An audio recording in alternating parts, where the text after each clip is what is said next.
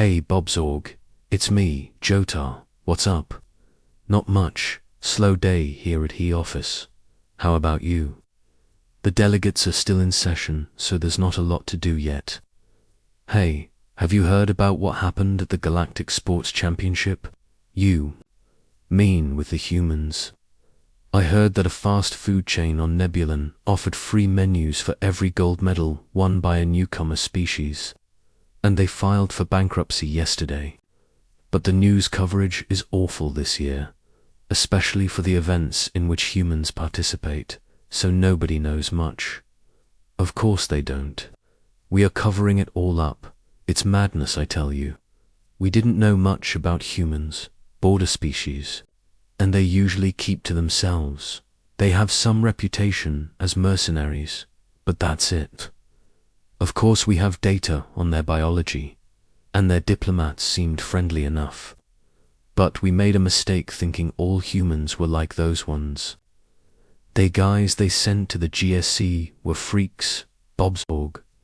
Someone filed a complaint for multi-species representation, and the human team had to go through DNA testing to disprove it. They had giants, man, and then others that are like half the size of regular humans, and skeleton people, but with muscular legs. Heard what happened at the laser carbine competition? Yeah, a human female one, perfect score too. But they are off the charts on visual acuity, so that one was a given. Sure, what they didn't tell is that she was blind. Like, she could tell if it's day or night, but that's pretty much it. Blind? She later said that she just practiced for thousands of hours until she could hit the target every time, and that seeing it would only distract her. Why would a blind person even try to become good at shooting? Who the hell knows? Makes no sense. Oh, and the free fighting competition, was that on the news? Barely. They just said there was an accident and the human team was disqualified. We have the footage here. First round, one of the big humans against a Gogori. Now, you know Gogori are tough bastards. They evolved on an acid world after all. Well, it goes like this. They got in front of each other, and when the bell rang, the human just jumped a few times and then punched the Gogori right through the chest. Just right, trough. You could see the human's fist on the other side. And I don't know who was more shocked, the audience or the human. He looked fucking scared, and he kept repeating that it was Yastiab. What's a Yastiab? We don't know. A human deity of war is our best guess. Luckily, the Gogori survived, with all those redundant organs they have, so the committee just filed it as an accident and disqualified the human. Then there was this issue with the race event. You know how it goes. Whoever covers 30 kilometers fastest wins, and you can take as many breaks as you want to account for different metabolisms. Well, one skeleton human won that one. Just, like, breezed through it, skipping all stops, straight. From start to finish. I swear he didn't even look tired at the end. So, when the press got to him afterwards, he just said we have our racers wrong, and that the correct distance for a race is 42 kilometers. Apparently, in the human mythos, there is this story of a guy who runs that distance, so they just thought it was a good idea to keep doing it. That's stupid. It's like we try to lift a 200 kilos rock just because the ancient hero Oglog did it once. It's clearly fiction. Well, obviously humans are that gullible. And the skeleton human also said that the ancient guy was a wimp, and that he can run over twice that distance on a good day. He was clearly exaggerating, but still. And don't get me started on the throwing competition.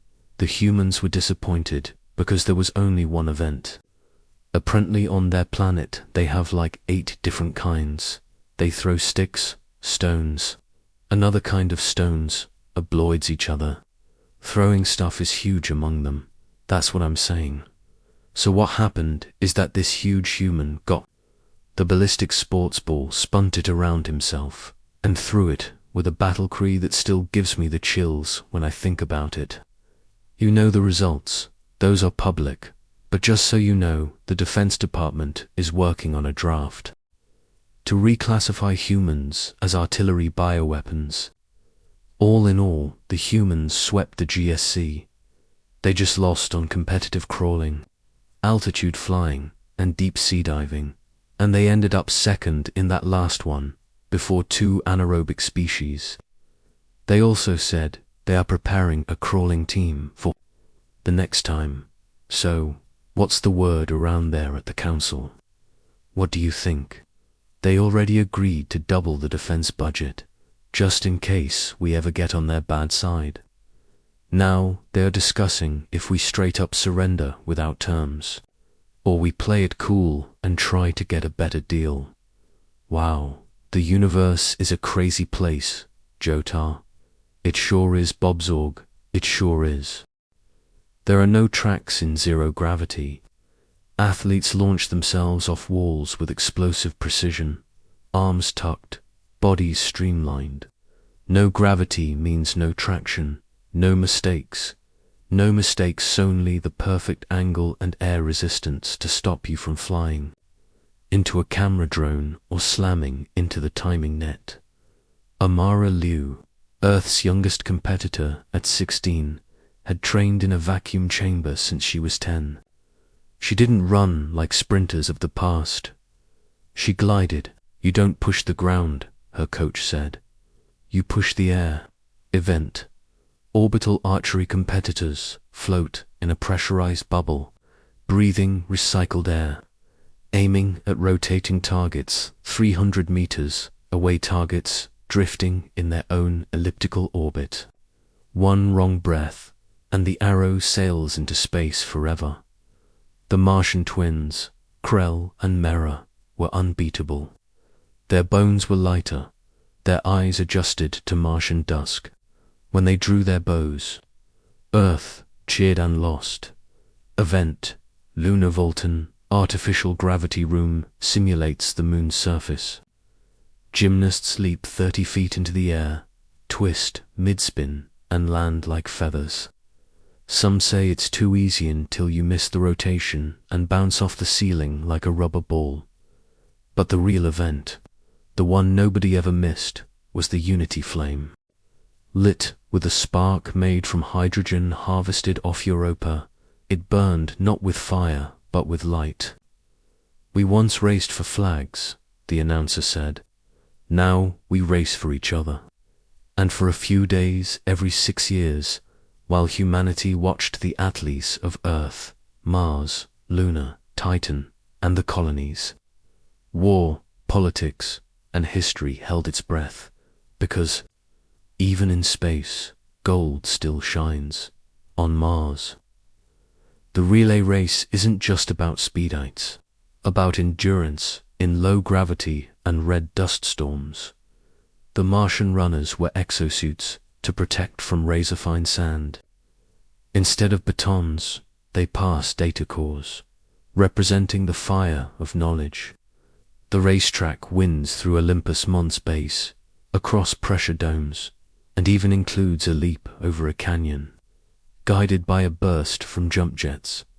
Earth's team struggles. They trained in simulated gravity, but it's not the same as real Martian resistance. Still, they run, because being human means racing, even when you're losing. Event, Venusian dive, a massive sky station floats above Venus clouds.